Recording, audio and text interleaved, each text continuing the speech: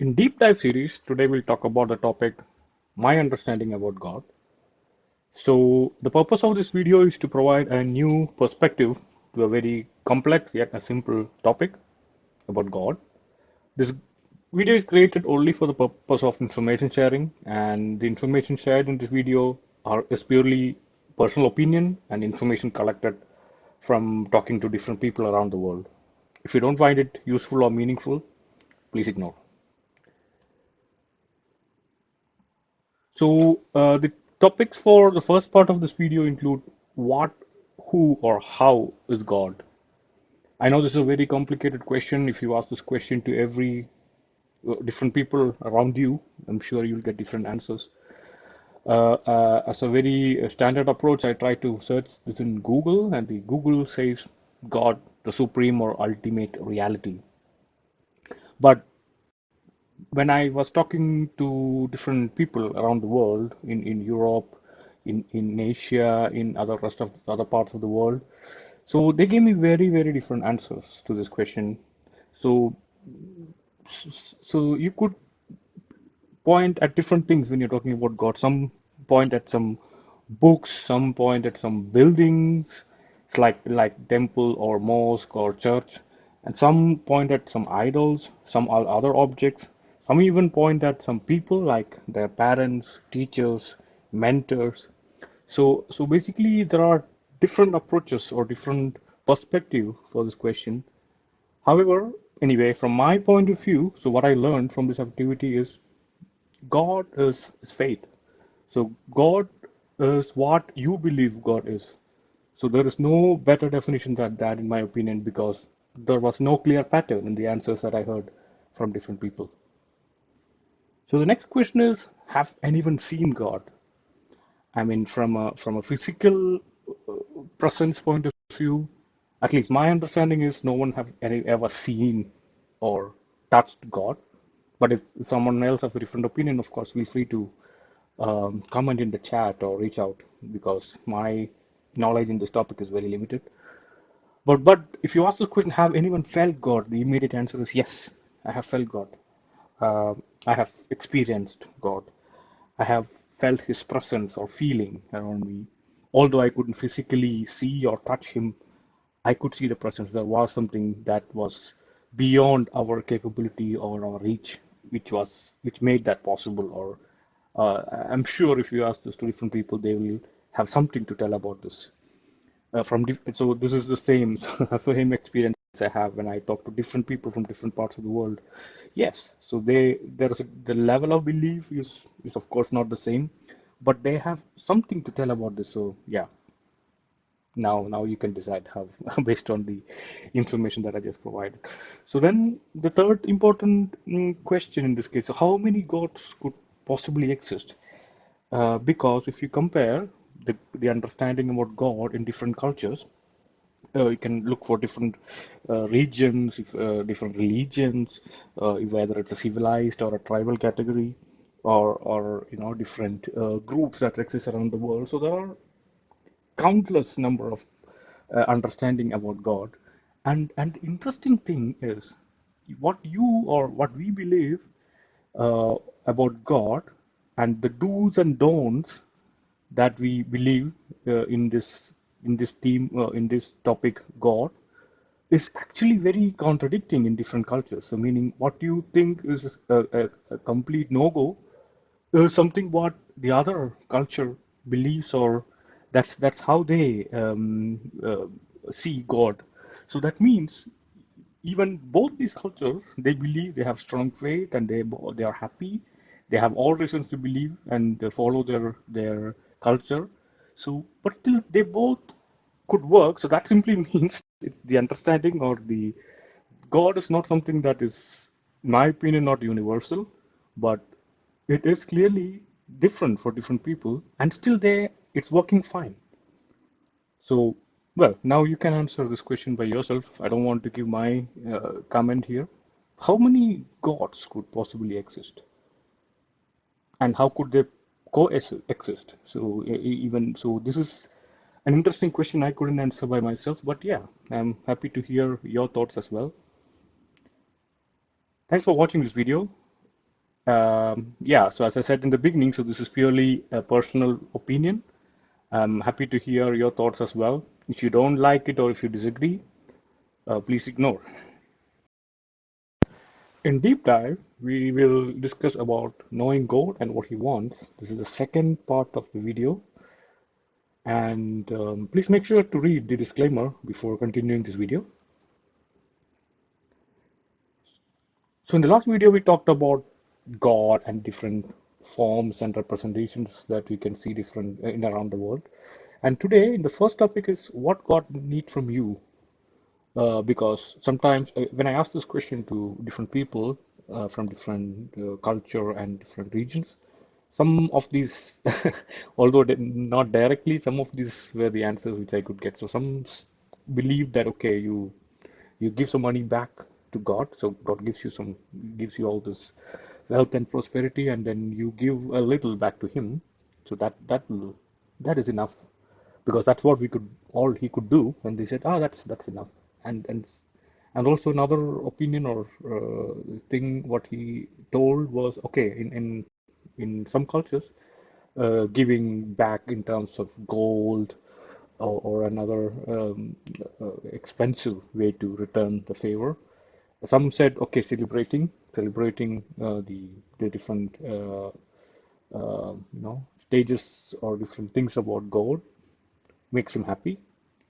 There, some said there are also sometimes big statues or big buildings or promotion activities that are done for the God. But really, so do you really think that God, this is what God needs from us, meaning He is taking care of us or everything what you want from Him? Is He doing that for any of this? I don't know, but I don't think so. But of course, it's your answer. It's not the different people have different understanding about this topic. So it's just something that to think about.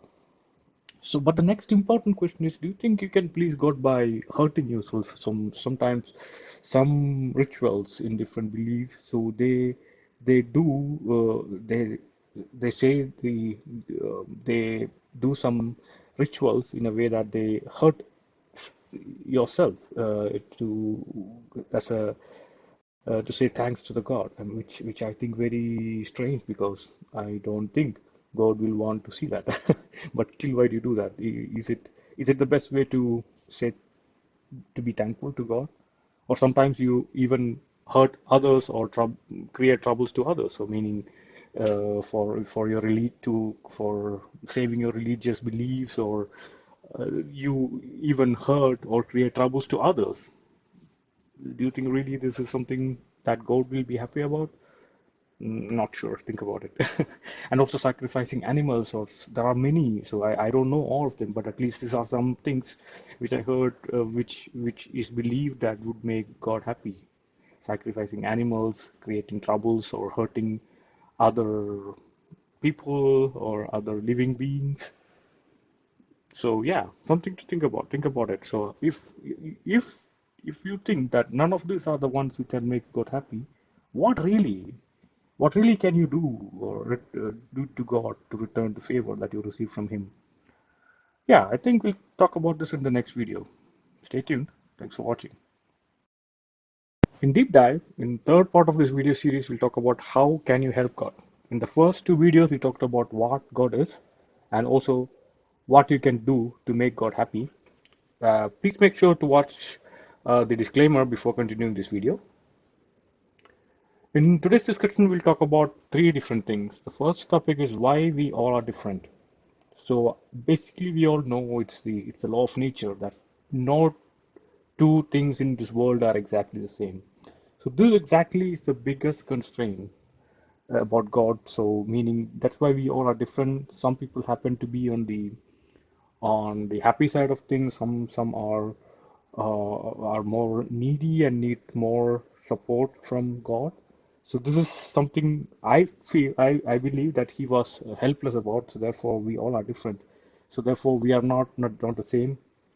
Then we come to the next big question: what do you expect from God?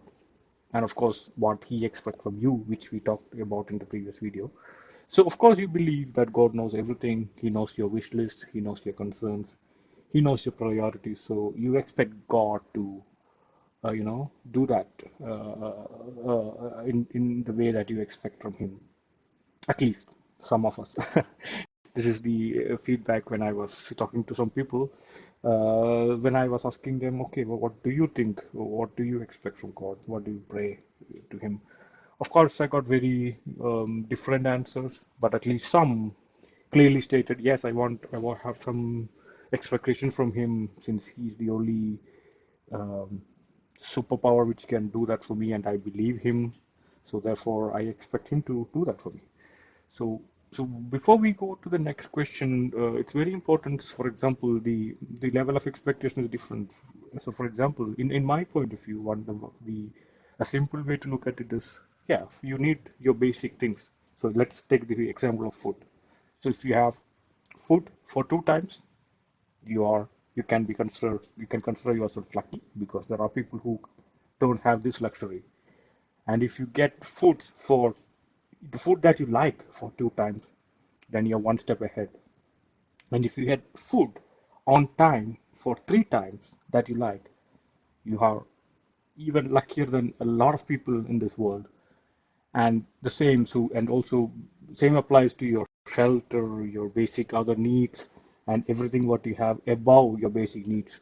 So most of us, or at least the people who are listening to this video, I believe, are on a level much above the basic needs or your that the basic expectations.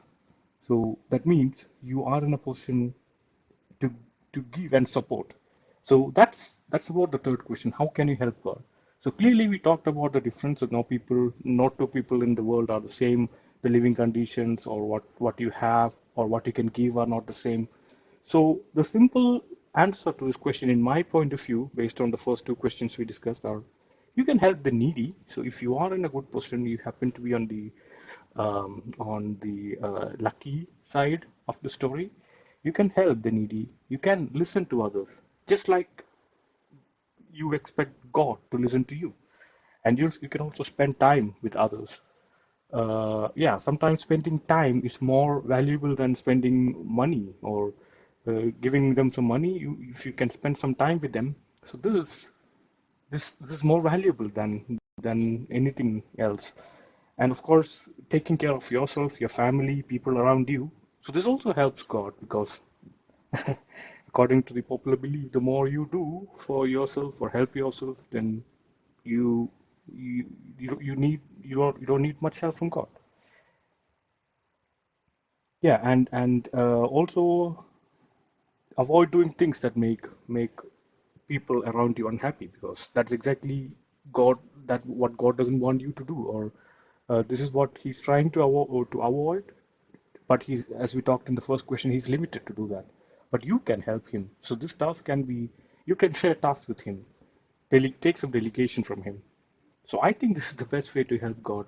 We talked about many other things that we normally do in the second video to make him happy.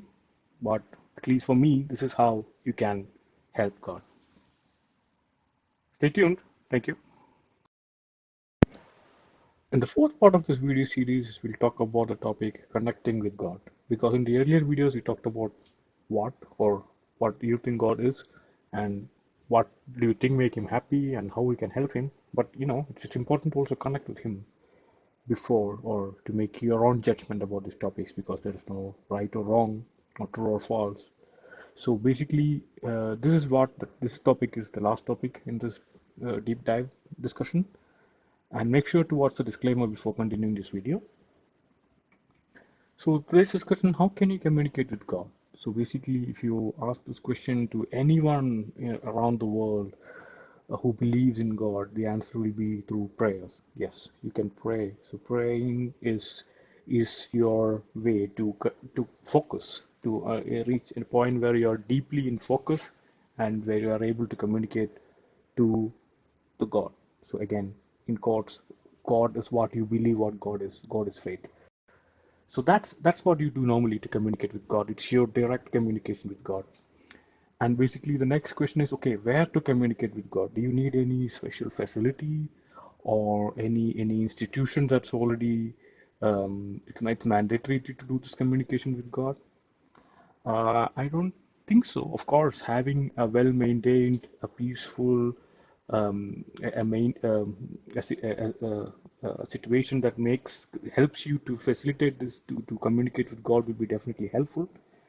But is that necessary to have a dedicated place for that, or you can do that anywhere as long as have you have already this focus to achieve this through medication or but through your own means. It need not that could be any way depending on the person. So, but anyway, there's no direct answer to that question. But please think by yourself if it's necessary to have a dedicated place to communicate with God. The third interesting topic at least I have seen or heard is through the representatives of God. So there are people who claim sometimes as messengers of God or people who can help you connect with God or facilitate this activity and sometimes even they themselves claim themselves as God. So I just want to ask all of you if you think that that really helps. Do you really need an intermediate person in between you and God? Is that really necessary? And is that really helpful? And if it is, what exactly is this person doing for you? That's something for you to think about. Anyway, so that's the discussion. There is no black and white answers for any of these questions, but it's something for you to think about and make your own choices. Again, there's no right or wrong. Thanks for watching.